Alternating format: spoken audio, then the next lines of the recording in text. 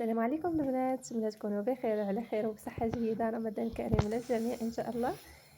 شحال هادي ما حطيت لكم شي وصفة. اليوم غادي نشارك معكم هاد البغرير اللي صراحة كيوجد في رمشة العين، ما كتحتاجوا لا تخمروا ولا حتى شي حاجة، كتقدروا توجدوه نص ساعة قبل الفطور إن شاء الله.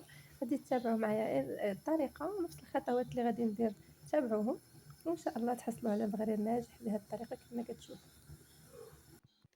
اول حاجه كنديرو هي واحد الزلافه ديال الماء. انا عبرت هنا بزلافه، نتوما تقدروا تستعملوا الكاس او اي حاجه اللي غادي تعبروا بها غتكملوا بها العبار. درت معاه هنايا معلقه ديال السنيده، معلقه ديال الخميره يعني العاديه ديال الخبز، كنخلطهم هكا شويه حتى كتذوب شويه هذيك الخميره مع السنيده.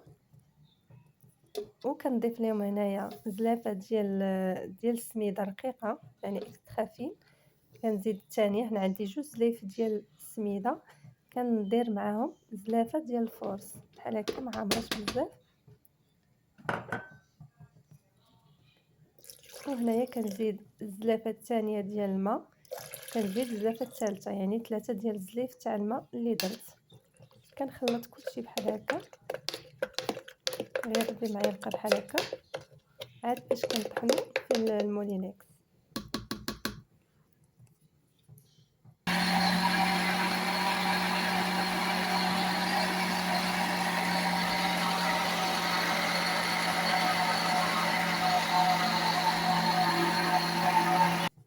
صافي من بعد ما طربته المره الاولى بحال هكا، كنضيف واحد المعلقه ديال الخميره الفوريه، وكنضيف واحد المعلقه ديال الملحه ما عامراش، غير شويه ديال الملحه باش ما يجيكمش مالح.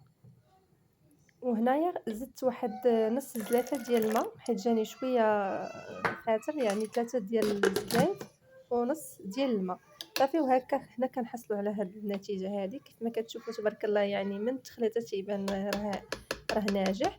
هنايا البنات راه ما كنتسنى فيه ما والو، ديريكتومون مشيت سخنت المقله ديالي.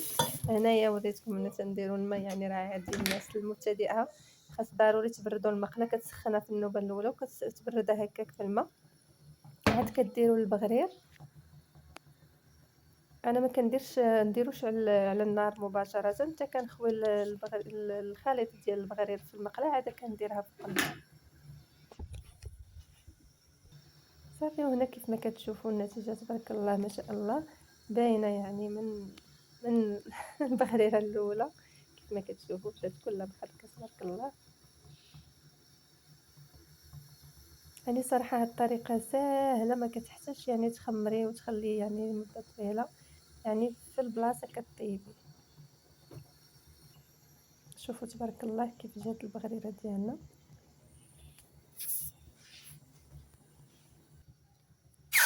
صافي كنبقاو نكرروا نفس الطريقه، كنحطوا البغريره كنبردوها هكا في الماء، وكندير عاوتاني الخليط ديالي. انا ديريكت من المولينكس تنخويه كيف ما كتشوفوا، يعني ما بدلتو ما حتى شي حاجه، ديريكتومون من المولينكس كنخويه. نيت ما كتكثرش عليكم كثره الماعن مع هذا رمضان، يعني كثره الماعن غير كتزيد كفته معاه.